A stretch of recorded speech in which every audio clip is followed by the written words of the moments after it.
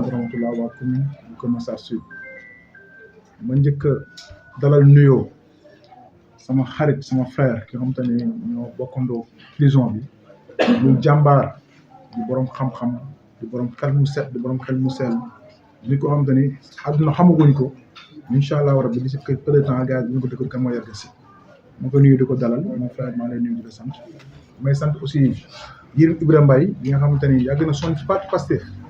yàgg jël alalam di ko ci def nekk un grand transitaire moom Sami Transit international nekk nit ko xamante ne day ouvrier social mais nekk ko xamante ni dimension patriotisme moom ak pour Ousmane Sonko fu ko ñuy takk rek weesu na mu dëkk Bargny aussi nekk jàmbaaru Bargny ñu ko wax ñu ngi nuyu si waa dëkk waa Bargny di leen bëggee may nuyu Sénégalais yëpp li taxoon tey ma woote woon point de presse bi si ñetti mbir la mooy dafa am ku nekk ci maire Dakar mu tudd Barthélemy Toye Dias nga xam ne dafa yambal dafa tooy mais koo xamante ni la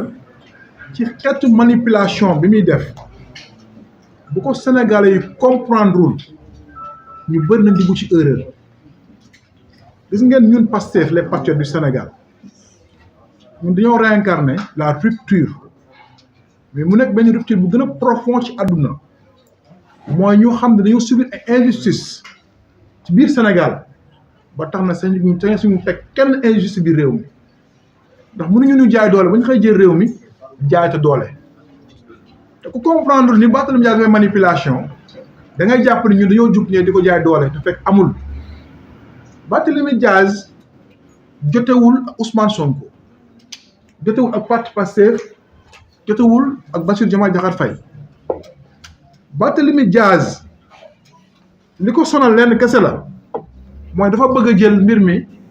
bëgg ni mooy boot le chef de l'opposition sénégalaise pour xeex Ousmane Sonko pour mën a am dara mais day sonal boppam parce que Sénégal dañ ko jéppi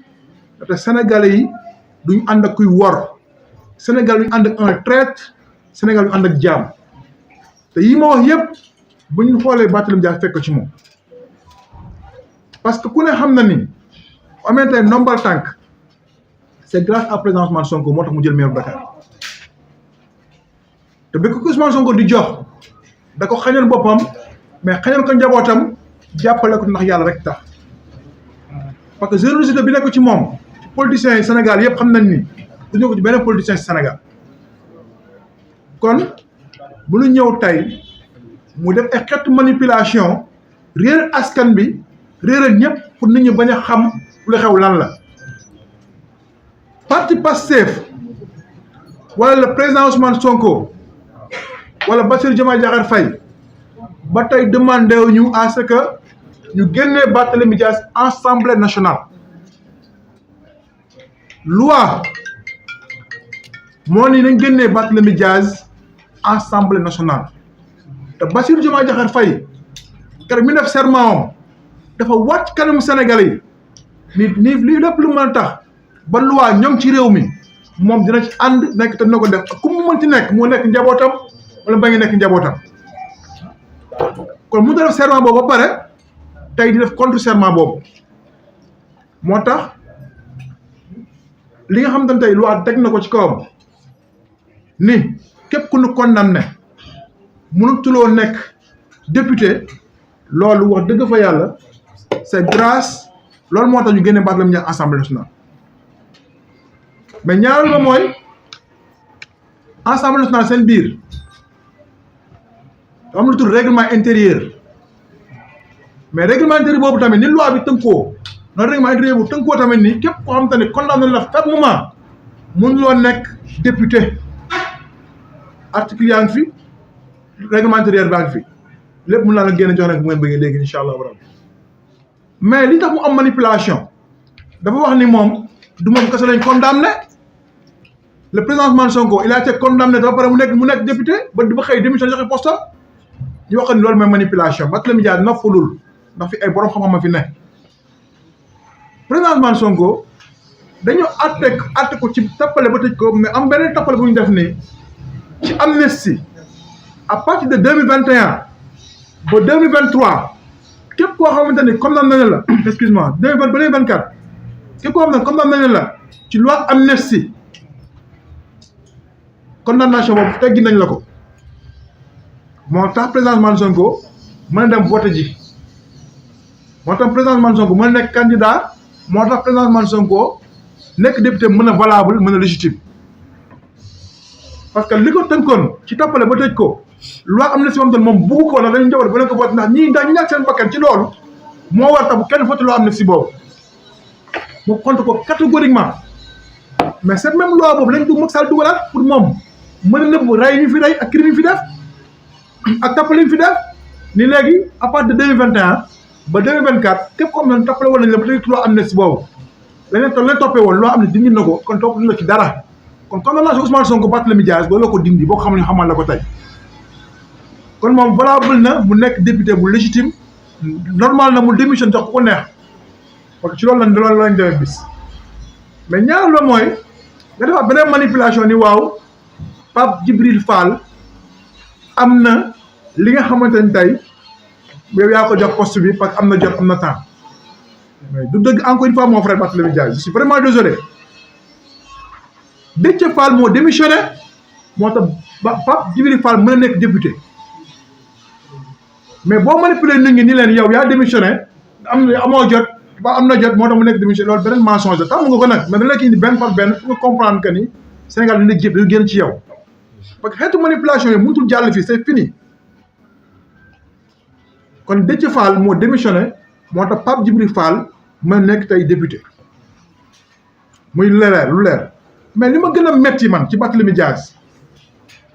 mooy bokk na ci mu ni yow naka nga mën a taxaw ngeen yaa tiire am ku ci ñàkk bakkanam kooku dee mu tudd Ndiaga Diouf ñu condamné la ci Ndiaga Diouf bi depuis 2011 nga ko rey ci li ñu wax ci li ngeen tiire nga ci li tax dee am bokk lu ñuy wax ci loolu 2023 décembre 2023 taxawaat ñu condamné la ci loolu kon boo ko ci amnistie bi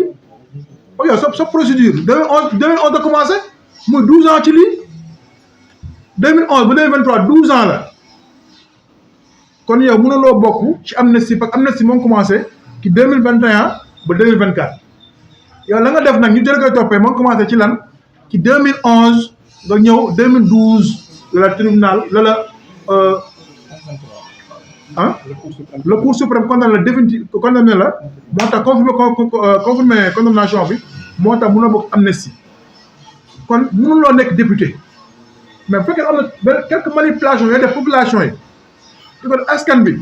di ko def ba def di ko def journaliste yi fay gaaf dafal nànk fii mooy Sénégal gisoon nañ ñu la ëppoon ay arsenal fuuf kon ñu lébu yëpp nag dawee tey day topp si gis nañ ku ne daw na dañoo jël jàppale si xeex bi mais ñoom nañ noppalu parce que ñun Pastef ñun duñ sañuñoo ko ci àdduna mukk jaay nit ñi arrogance mais sañuñu tamit jaay bépp benn Sénégalais bi gën a ndaw di ko teg injustice ndax xam nañ la mooy injustice ndax dund nañ ko métti suñu trop mais métti xool Sénégalais métti suñuy waajur métti suñuy soxna métti suñuy doom kon naka lañ mën dundee lu métti loolu ba pare di ko teg ñëpp kon baax dañ la waxante dëgg ñu dina teg injustice mukk ci àdduna billaay les moo ko dara ma xeexal la bañal la mais parce que da nga nekku ci dëgg te waxuloo ni ngi dëgg loolu mooy problème bi mais li gën a garaawaat mooy naka la Ndiaga Diouf mën a deewee ci deewee bu méttee noonu mais nga koy bàkkoo mais li ma gën a métti ci bàkkoo bi chaque jour yow yaa ngi insulté mémoire am amuloo conscience que ni nit moo faatu quoi nit moo dee amuloo conscience que nit ku dee la toppee ba condamné la ci loolu Barthélémy Dias amuloo conscience que ni ki ngay chaque jour mémoire am ay waajuram ay mbokk